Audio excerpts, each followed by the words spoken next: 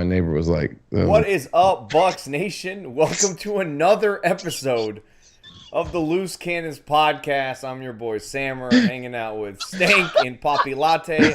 And we haven't figured it out yet. The child of the group hasn't yet figured out when Daddy starts talking to shut the hell up in order to start the show. So I apologize to everybody again. I'm dying over here because Sammer literally said, Stank, please don't talk during the intro.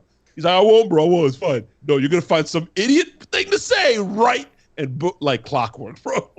I was talking about Alfredo. All right, continue. All right. Before we hop into last night's shenanigans on That's right. field, I'm mad, bro. Hold on. Listen. Let me change my face. Those of you who are new, I hope you hit the subscribe button on your way out. And those of you who know us and love us and cherish every moment you get to share with us on this screen, hit the like button and leave us a comment. And of course, if you've noticed, I've already put up a poll in the chat asking who you blame for last night's loss. The offense or the defense? Right now, it's sitting at 92% offense. So that kind of leads into the first thing we're going to talk about tonight. You left the category. Winners and the losers of last night's demoralizing, discouraging, disappointing loss to the Eagles. Stank, you're mad. I'm mad. I'm mad. I'm mad because once again I was surrounded by the opposing team's fan base. I'm more mad at that than I am at the game. Honestly, I'm still fucking pissed off. I had to give New Orleans a compliment today. That's how mad I am, bro. I complimented the fucking dumbasses that live in that stupid swamp asshole state. Because that's how angry I am at Bucs fans in general.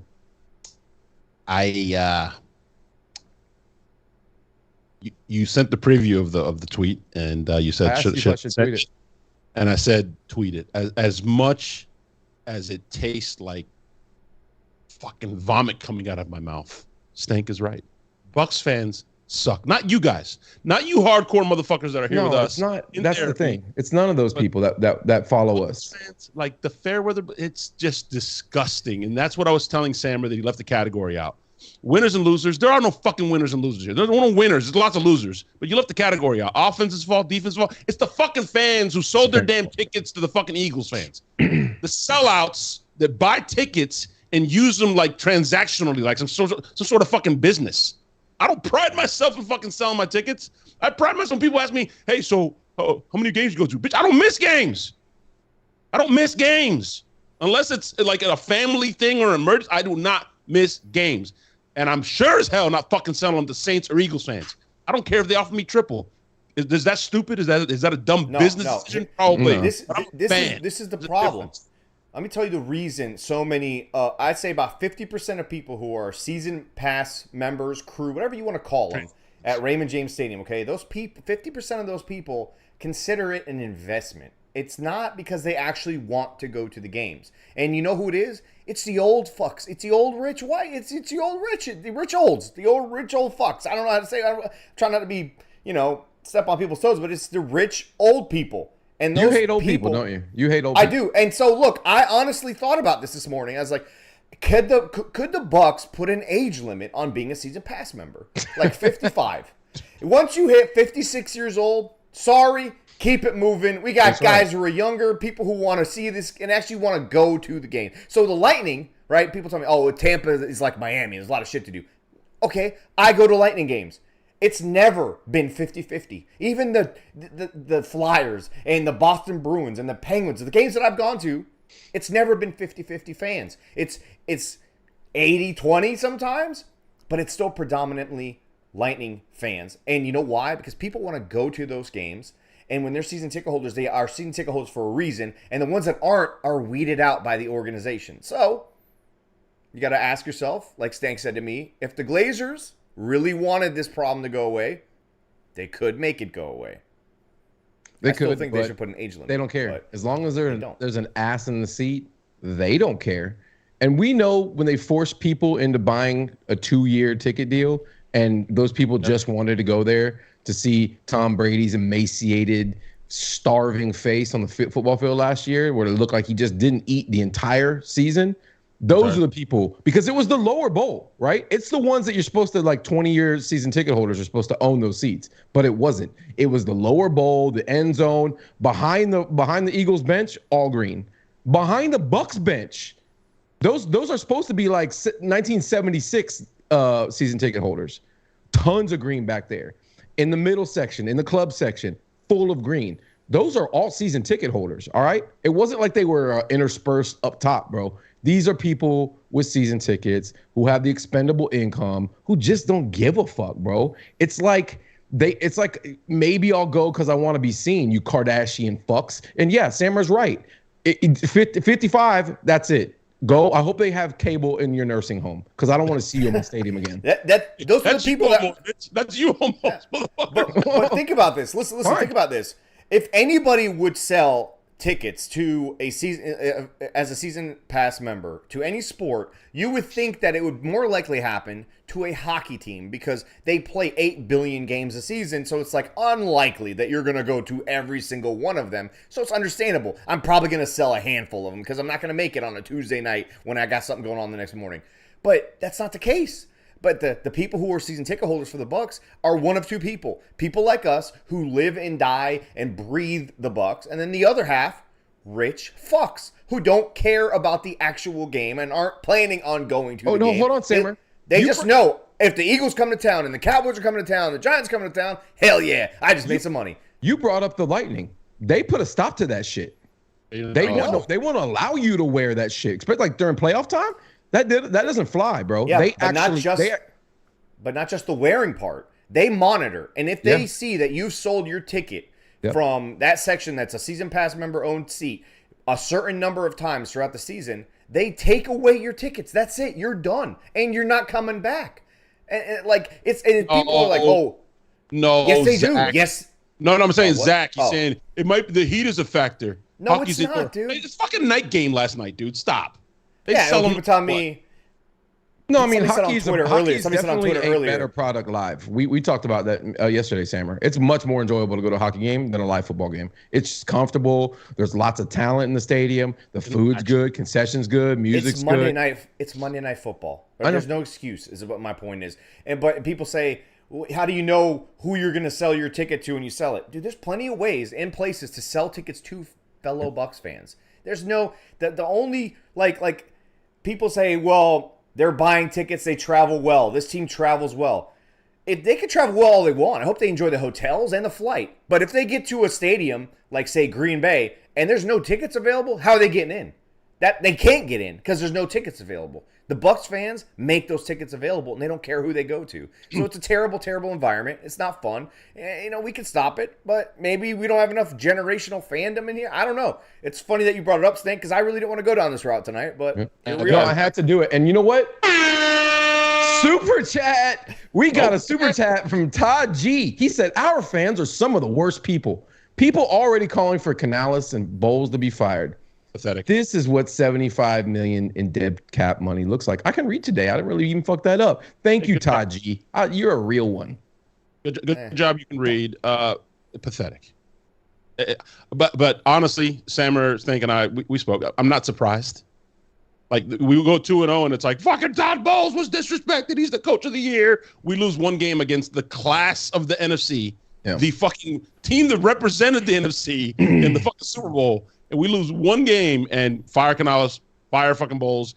Was there some shit? Yeah. I told Sam at the beginning of the podcast, right? Winners and losers. There are no winners. There are no winners.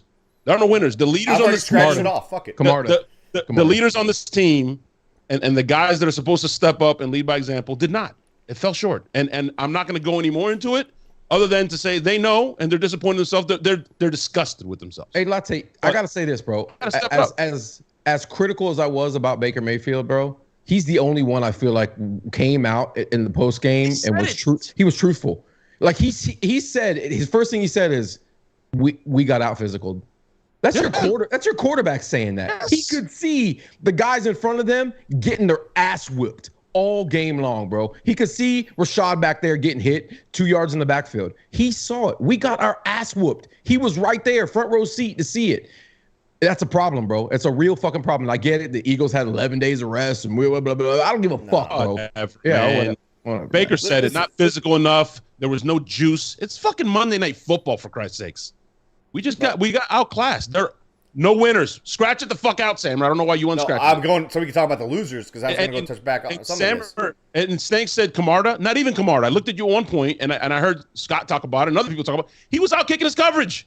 You know, it's sexy to kick a ball fucking 80 yards, bro. It's not sexy when you out kick your coverage. And it's sometimes just flat. Sometimes you got a big leg, bro. You can't apologize for it. You know what's better? Instead of a 73-yarder, kick a 63-yarder, bro, and let your defense get back there and fucking tackle, and not give the guy a fucking full-blown running start. Nah, he was out kicking his coverage. He had some good hang time, and guys were in place to make tackles, and they missed them. They missed him on 2 different punt returns. They missed tackles, and one of them was a block in the back they didn't call. Obviously, I'm not going to get into the whole fucking. Let's not talk about the fucking refs. Yeah, oh my God, I don't want to do that tonight. But only are we outclassed by the fucking classy of the NFC, then we have to play against the fucking refs too. Like Jesus, they're better than us, guys. You don't have to fucking help them on top of it. Jesus. Fuck. But dude, we went into this game thinking, all right, this is going to be a good measuring stick game. Whether we get blown out, are we going to blow them out? Are we going to compete? That was what we thought before the season. Comes down to it, we're 2-0. They're 2-0. We go to a game like this, and what happens? I didn't expect us to get out physical the way we did, but I also did expect them to be more physical. They are better on both sides of the trenches, but man, we can argue about this maybe, but do you guys think that we look like we did not belong on that field? Because I think we look like we did belong on that field. They are better than us. They out-physicaled us. And with all that being said, I don't remember who it was. I think Stank shared or you shared it. Whoever it was, shout out to them. 4 plays. Mike Evans' big drop on 3rd down. Mike Evans' drop touchdown. Rashad White's fumble that changed everything. And the asinine. I think Jonas Steckler's asked all of us. He's asked all 3 of us. So, Jonas, here you go. He's asked us, did we know we were going to run the ball from the 1-yard line in our own end zone?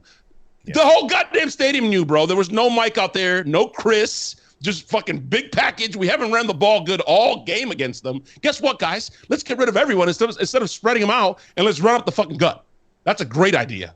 And again, Canales is young. He's learning. He's getting the flow of things. I'm not placing all the blame at his feet. That particular call, though, was shit. And going back to Sammer's question, no, I don't think like we didn't belong. We belonged 4 plays, but that's how it's the cliche thing, right? Games are won and lost by couple plays every week. There's 4 you can point to right there, dude.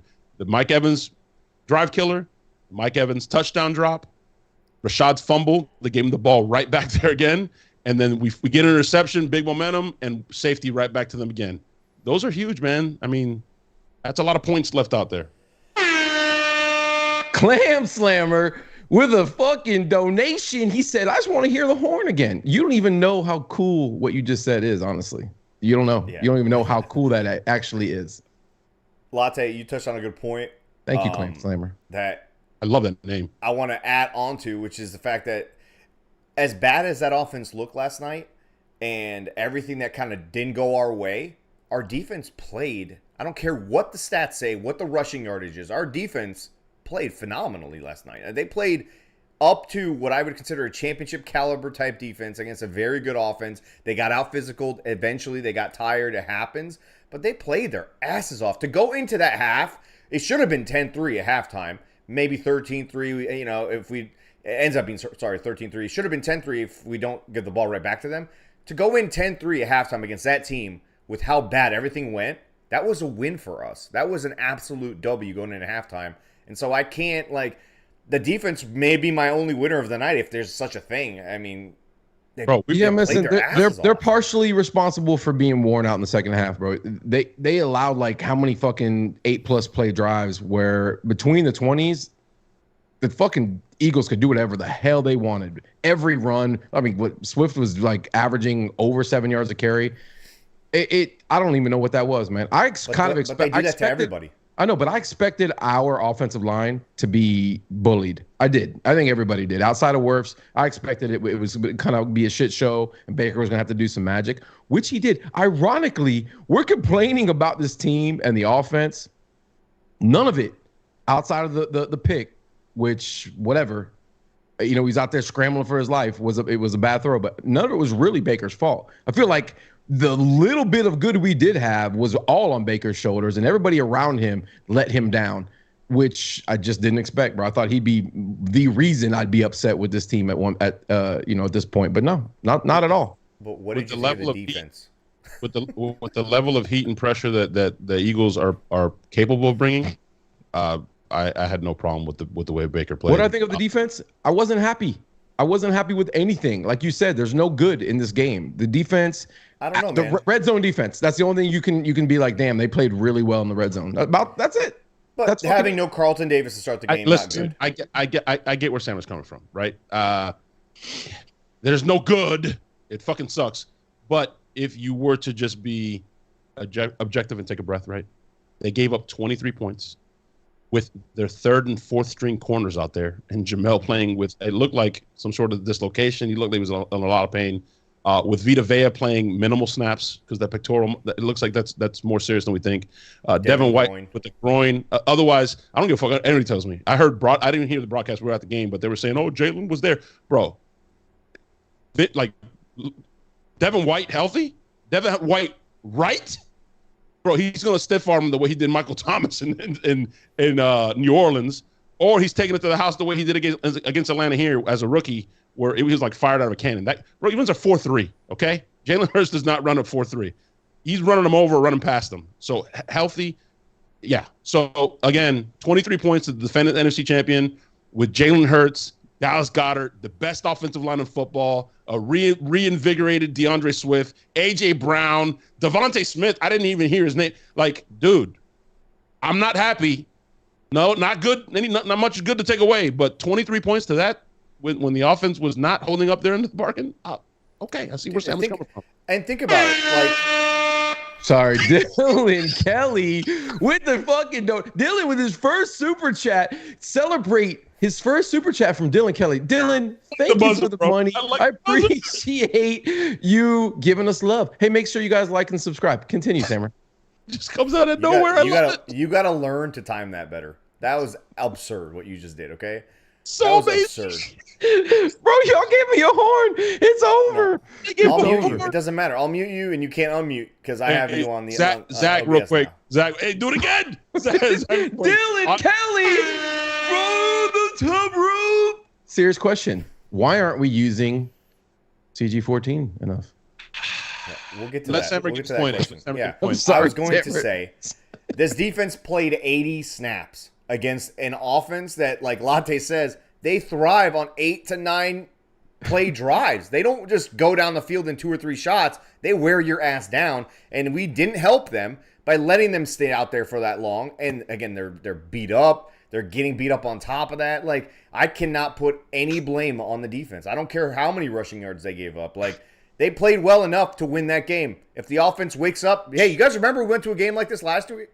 The Ravens game. Yeah. Just like the Ravens game. If the offense does anything last night, we don't put our defense out there. Yeah. We were going 3 and out, and then they would go 9 plays on a drive, and then we'd hold them or to a field goal or a punt. Then they'd go out there 3 and out, then go back out there and 9 more plays. Like, that's not sustainable. That's not how you win. You can't do that in 2023. Ravens game, except Baker and the offense. They actually moved it between the 20s. We just didn't finish. Where with Brady, just didn't move it at all. It was really bad. That's the only game I can compare it to, honestly. But like, I would have loved to see Kalijah Cansey out there last night to see how he forces them to play Vita and him differently because they can't just kind of pin their ears back and just out physical one guy and just hope for everyone else to kind of get taken out. And yeah, I mean, you're not going to face a team like this again with an offensive line that's played for 12 years together. What the fuck, man? Stank. I'll let Stanker address this one because Sammer usually addresses everything. But Stank, Jeremy Lowe, shame on Bowles for not pulling Devin if he's hurt that bad. That's not how it works. Stank, please. Yeah, I mean, I don't know, man. Like, he must not have been that injured. Otherwise, he would have been sitting on the sideline. And I did see KJ Britt in there for a hot minute, but Devin came right back out again. Devin played a pretty good game. I mean, he, outside of not getting off some blocks in the run game when they were exhausted, and he's the kind of guy who just can't do it, bro. He cannot be out there for fucking 70 plays a game. He's got too much muscle. He can't sustain it, and he starts to wear down, and the defense completely wore down. But I don't know. I mean, that's a dumb question. Listen, I know you're a big fan of the show, Jeremy. That's a dumb fucking question. You know why? Because if Devin decides I'm going to sit, you guys give him shit for it. And if Devin, he's not a dog. And then now you're asking why they didn't sit. Yeah. Devin gives you the best opportunity when he's out there. 50%, 60% Devin is going to be better than 100% KJ Britt. Like, let's be honest. But I don't know why people waffle back and forth with Devin. I'm getting annoyed by it. It's like, he's a dog. Let him be a dog. And when he's a dog, people don't like it. When he's not a dog, they say he should be a dog. Stop. They can't pick. But Yeah. Listen, as it relates to blaming Bowles, shame on Bowles. Like, hold on a second. We talked about this and we addressed this with the AB thing, right? With his ankle, the BA forced him and blah, blah, blah. And he threw his jersey, walked off the field, blah, blah, blah, that shit, right? That's not how that works. Like, Bowles has team doctors and physical therapists, whatever it's called, Sam, treatment people. They report to Bowles. They give him a sheet. Okay, he's hurt this bad. He's questionable. And hey, can you go? Can you not go? They're grown men, bro. It's not Todd Bowles out there sitting at Devin's locker like Friday Night Lights. Shoot him up. We need you. Fuck it. You're gonna go tonight. That's not how that works, bro. Not how it works. If the trainers tell him he's good to go, if the trainers tell him he's good to go, he can't injure it further. And Devin, you're gonna go? Okay, you can go. Let's go. That's it. You're the starter. And if we go off of PFF's grades, Devin White wasn't top 5, and he also wasn't worst 5. So he didn't have a terrible game. He didn't excel. He wasn't a difference maker, but he was making tackles. He was in place. Like, again, even if he had 10%, I don't know why we're even discussing. They didn't play a bad game, the defense. They got worn down by a team that wears down, 90% of the league? Name me a team that's not going to get worn down against these guys playing 80 snaps. I disagree with that statement. I think the defense did have a bad game. They played well in the red zone to keep the score down and give our offense a chance to maybe somehow miraculously bring the team back. They did their job in that sense, but Jesus, bro, it was so bad. I've never seen a Todd Bowles defense give up the run so easily. Like, it was pathetic. Nobody was in their gaps. The holes were giant. I mean, it was pathetic, absolutely pathetic. But no, I'm not saying it's the defense's fault necessarily. If the offense goes out and scores points and puts pressure on the Eagles, it's a different game, and they didn't do their job.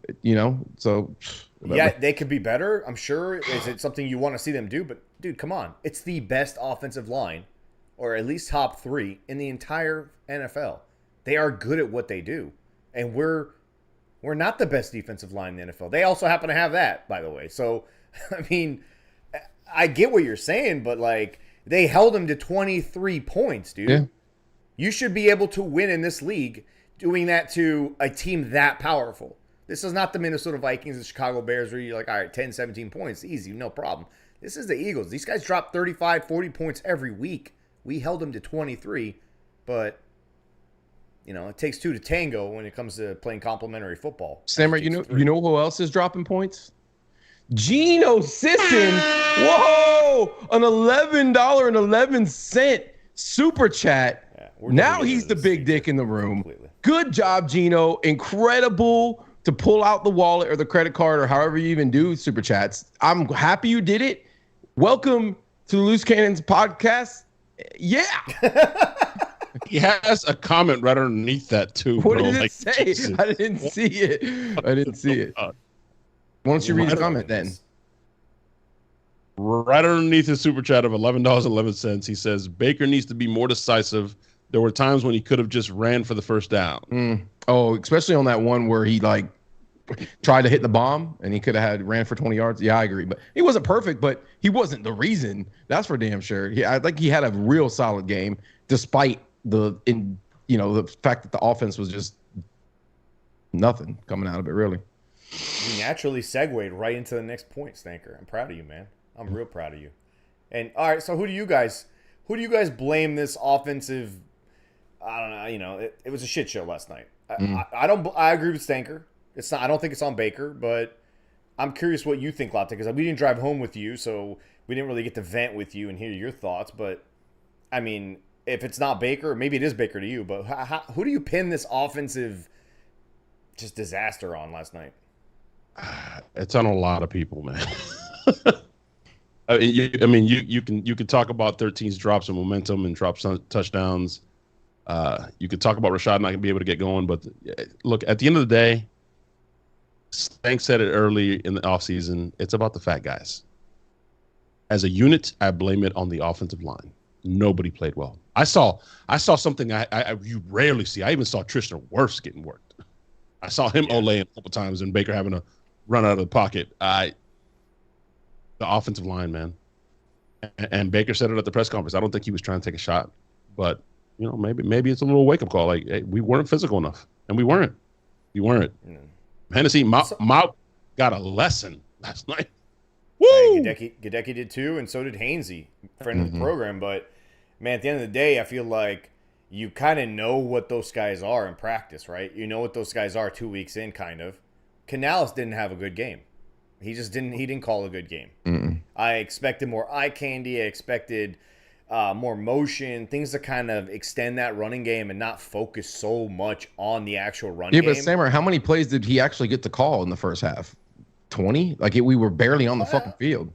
Yeah. I get that, but you've got to scheme like we talked about at halftime. We're like, all right, they got to come out third quarter and get into some up tempo, get into hurry up offense, and just kind of move down the field. Get these guys a little tired out because they can't sub in and out.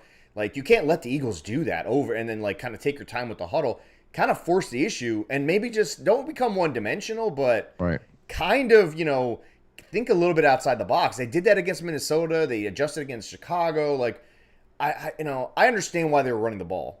They're trying to shorten the game. I get that. You want to run the ball, whether it's effective or not. It helps your play action. But, man, at some point you got to be like, fuck it, dude. Let's just throw this ball all over. By the way, the secondary decimated with injuries. Maybe it might work out. I don't know. Canales had a bad game. Bad game. He did. The game plan from the get-go, I think it was flawed. You're going to get against the number one run defense, and then you still want to go with, like, we're gonna force the run. We still have to run the ball. We still have to do it. We have to do it. And that's what you get, right? You get 3 and out when you have to do something. You don't have to do shit. You got to move the chains and score points. That's what you have to do. Who cares about 50% run, 50% pass? Analytical. What's the fucking word I'm looking for? That fucking paperwork, pie chart shit, analytics shit. That kind of bothers me so much. I don't give a fuck. Score points. Who cares how you do it? Move the chains, find their weakness, continue to attack their weakness over and over and over again. Who cares how many times you do one thing or the other? It's so stupid.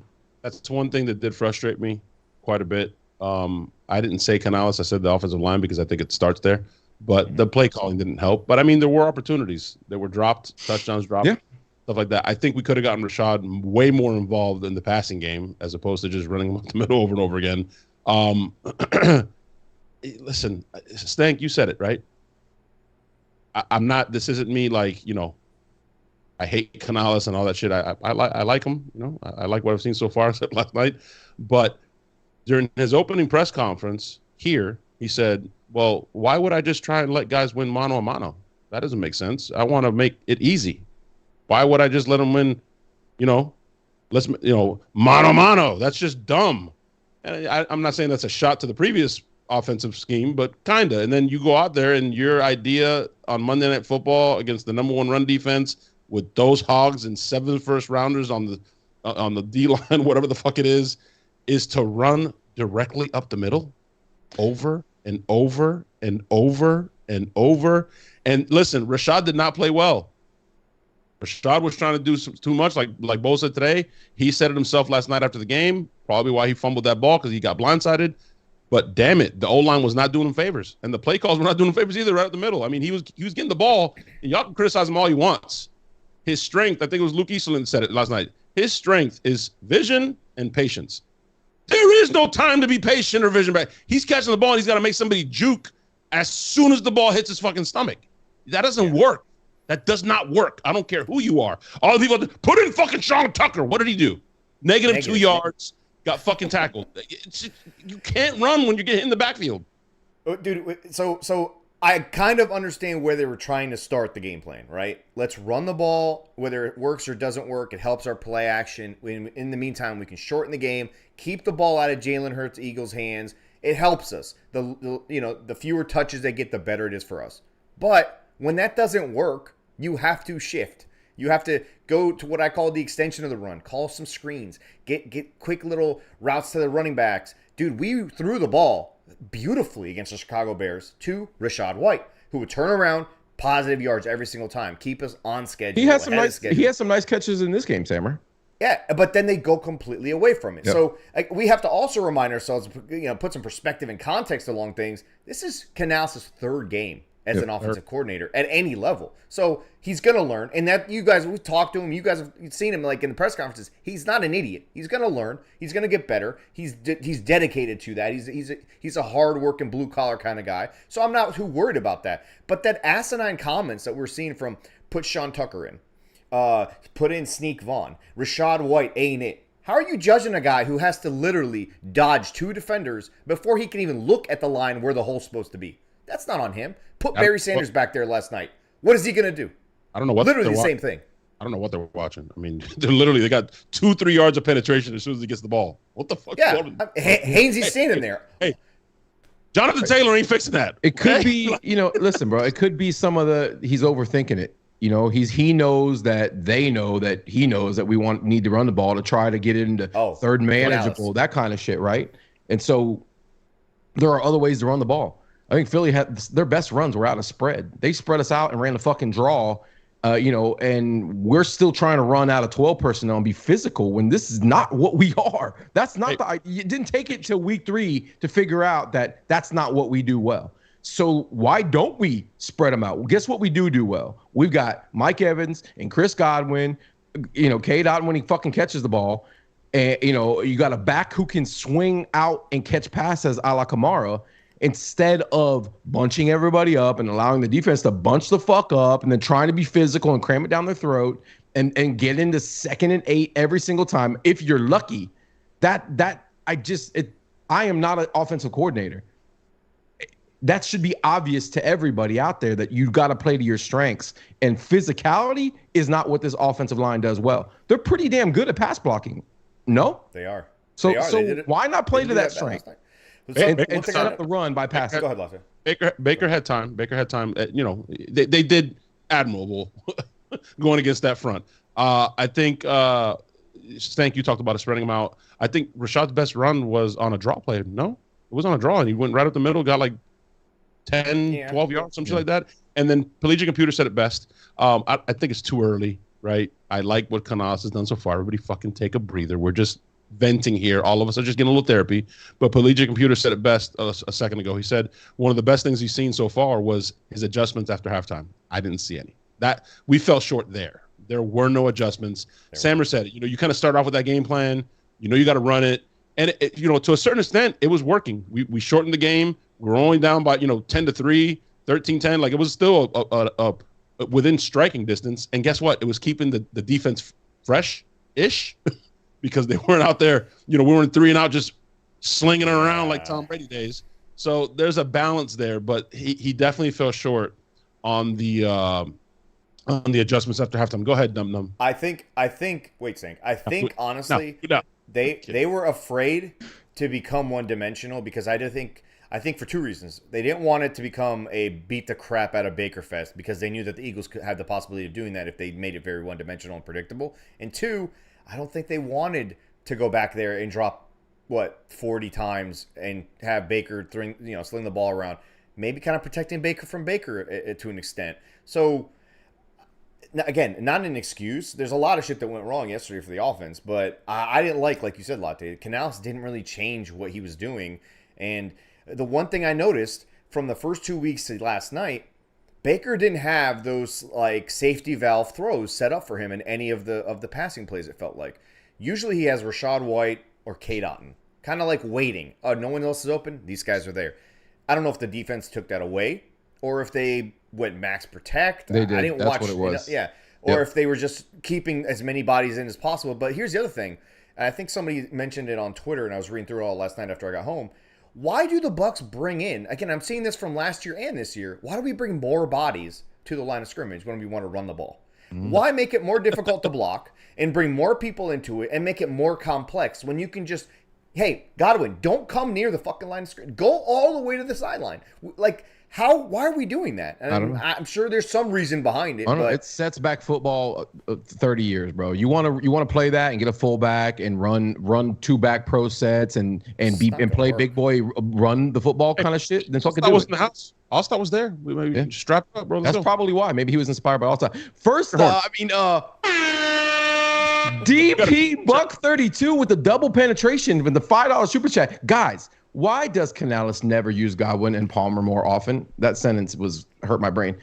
Honestly sounds like how I type. It seems like we always have to throw to Evans because Evans is always open, even when he's not. He's open. There's an offensive coordinator that's actually like, fuck it, Mike is dominant and we're going to get him the ball. He's getting targeted as he should be. But no, all jokes aside, I just don't think they've quite found like Godwin's like role. Like with BA in that offense, it was like slot. That's what you are. That's what you're going to do. You're going to block. We're going to fucking throw you the bubble screen 4,000 times a game. Hope that's not true, Latte. I really hope that's what you're saying. I hope that is not true. Like, remember, what do we do with the fucking perfect receiver? Yeah, but Canales is not the one throwing the ball, right? It's partly that guy too. Like if Baker is his first read, it seems to be is like Mike Evans, and if Mike Evans isn't there. Maybe it doesn't seem to be. Canales said it early. Yeah. He said in preseason. He said Mike is number one. He is the number one read in every play. Period. So Sam, are you saying maybe Godwin was a trash guy? You think? I don't think it's that. I think that there's just a very natural chemistry that's occurred between Baker and Mike, and he has a very good trust for him. And it takes a little bit of time, guys. It's the third game. Everything that we're saying tonight comes with context and obviously with perspective. But it's a third fucking game. Callie fucking he's like, why does he have control of the soundboard? I agree. I'm going to end it. Don't worry. This will never happen again. Absolutely not. I fucking love this. But yeah, I mean, why don't we use Godwin more? I don't feel that way when I watch the game, honestly. I feel like they're still taking bite-sized pieces of the playbook. They haven't figured it all out yet. So I think it's what Sammer's saying, honestly. I think it's what Sammer's saying. I think Baker has really good chemistry with Mike, right? It's easy to have good chemistry with Mike. But let's not get it twisted. In big moments when we needed it in the Vikings game, in the Bears game, he's gone Godwin. That ridiculous fucking catch in Minnesota was the Godwin that sealed the game. I don't think he made a play last night. He made a big play last night. Then he also caught the 2-point conversion on top of that. In big moments, he's gone to Chris. I don't think he doesn't. It's not like he doesn't trust Chris. I don't know. I don't know. I think it's offensive reps, period, bro. Like we don't have that many reps to go around because we're not converting, or we didn't last game convert on third down. So, Mike's. It's always a mismatch with Mike, right? It doesn't really matter. You can double cover him, bracket, whatever the guy is. Just Jameis lived off of that. Just throw it up, and Mike's gonna catch it. If it's in the vicinity of that freak, he's gonna catch it, unless he's wide open and it hits him right in the hands. Yeah, did you see that stupid catch? That ridiculous catch, bro. He makes that, but he misses those other two. And listen, we're not going to sit here. I was like, whatever, man. Yeah, whatever. We're not going to bash on Mike tonight. I know there's people out there that are like, oh, he wants to get paid this much. He should catch. I'm never going to bash the guy ever. Yeah, ever. He'll be the first one to tell you he played a bad game. We'll tell you he played a bad game. He knows it. Everyone knows it. Move on. I guarantee he won't play 2 bad games in a row. And that kind of leads into what I was going to say is this not kind of the perfect scenario as a Bucs player and a Bucs fan leading up to the New Orleans Saints? You get out physicaled, kind of embarrassed in the trenches on both sides of the ball on national stage, and you now, hey, we got to be more physical. We thought we were good when we faced the Bears, but we're not. We got to get it up to this level. And it's like the perfect preparation, not only to face the Saints, but also take out anger on them. It's a perfect setup, and Todd Bowles said it. If we win against the Saints, everyone forgets all about this Eagles game. 100% agree. I know when I'm angry, I take my frustration out on the Saints. That's what I do, and I'm hoping the Bucs do the same. My only concern with this game, and really it's my only concern, is that we are bang the fuck up. That's my only concern. Won't matter. Bad. No, it's bad, Sammer. I don't know if we'll have Dean or Carlton Davis. Vita Vea, that pectoral muscle, man, that's no joke. We won't have Cansey. They're probably going to hold him through the bye week just to make sure he's really good. Our defense is banged the fuck up. Devin with a damn groin. Like, we are the walking fucking wounded, bro. This Hey, is if we gotta if they line, what's the guy's name, bro? The guy that you were like, who the fuck is that guy? Taysom Hill? Yeah, Taysom Hill. Yeah, no. The corner that we had to play last night, and you're like, who the fuck is that? Gibbs Jr. And No, it everyone's wasn't seen this Gibbs. guy. No, Pittman Jr. Pittman, sorry. bro. If Olawe's lined up against Pittman, I didn't see that guy in preseason. Who the fuck is that? Yeah. Nah, Pitts Jr. Yeah, if that happens and Olawe's lined up against him, bro, I'm going to the strip club. I'll be right behind you. Well, next to you, not behind you. Listen, I'm just saying, like, at the end of the day, after last night, an ass whooping sometimes is a good thing. This is not Mike Smith. Yeah, and I think this is a good ass whooping. A good look in the mirror of, like, we thought we were this good, but we're actually not. We need to go up a little bit more. We need to get to a certain level. And they're going to work hard because of it. And hey, guess what? Guess what, guys? Hey, this guy's not falling. We're playing for the fucking lead of the division against our most hated fucking rival. We are. This Sunday. Well, hold on. We could be 3-1. Against what quarterback, too? Doesn't matter which one, honestly. I hope it's Jameis. You like alphabet soup? You like alphabet soup? We go eat some W's. Dude, here's the thing. You guys all laughed at me when I said 14-3 and went through the schedule, right? Maybe some of you didn't laugh, but majority of you guys laughed at me.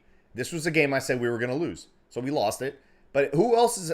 Do you guys think we have a chance to be 3-1 at the end of the first quarter of the season? Yeah. Going into the bye. Who's complaining? I wanted to beat the Eagles, so there's a little bit of complaint there. I really, really wanted to beat them, especially in front of all their stupid fans. And you know what? Good on the Hall of Fame cornerback Ronde Barber for just dunking on them. I was just about to say that. There was a winner last night. There was. Winners, losers. There was Ronde Barber. He's like, thank you guys so much for coming to see my ceremony. Yeah, he did. He did. So beautiful. I think that's a wrap.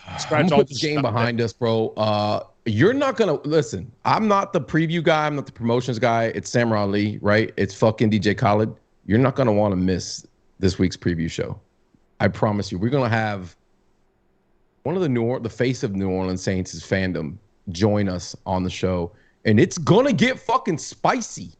Oh, this shit's more than a game. This shit's more than a game. This shit is gonna be more than a game.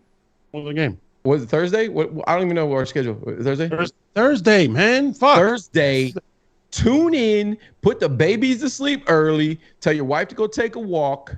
All right? Because it's about to get rowdy up in here. And I want to see the super chats because I'm going to be dropping the horn.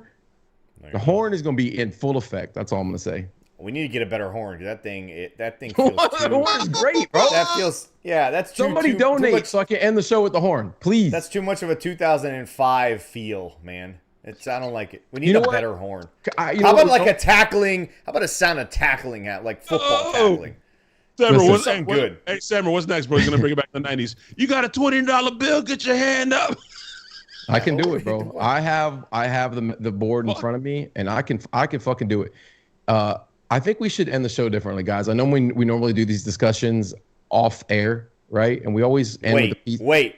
Before you do that, I want to remind the people who are watching, those of you who are new, hit the subscribe button.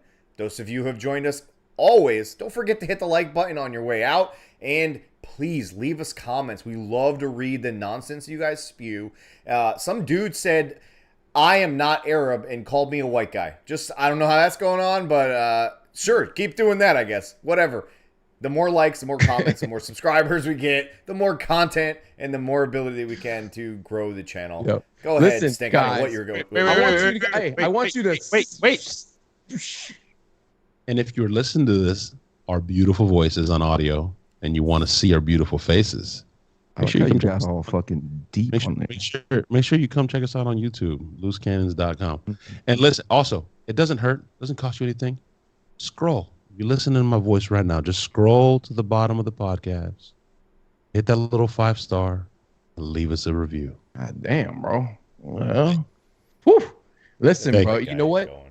You don't just hit the like button, right? You don't just tap the like button. You slam the like button. You slam the like button with the $2 donation. It says end the show with the horn and end the show by hanging loose.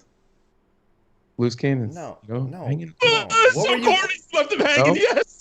What were you? Hang loose. What were you gonna do? What were you gonna end the show with? Thanks for that. Stop. No, Hank, listen, thanks for hanging loose. real fast. Last comment. Stank said so many intelligent things just to revert back into a 5-year-old. Correct. That is absolutely correct. One I like day, that take. because people keep asking me, one day we're going to have Tutties on audio only. It's coming soon. I don't know when, but one day. It's happening this week, actually. Oh, amazing. Yes. Got Intern D on it. It's Intern gonna Big D?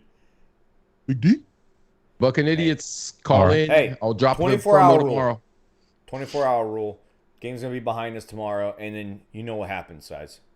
It's fuck the Saints week. What just happened? Fuck them. What? I thought Fuck. froze.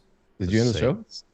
Welcome to Tampa Bay. We fuck 'em up when we raise the flag.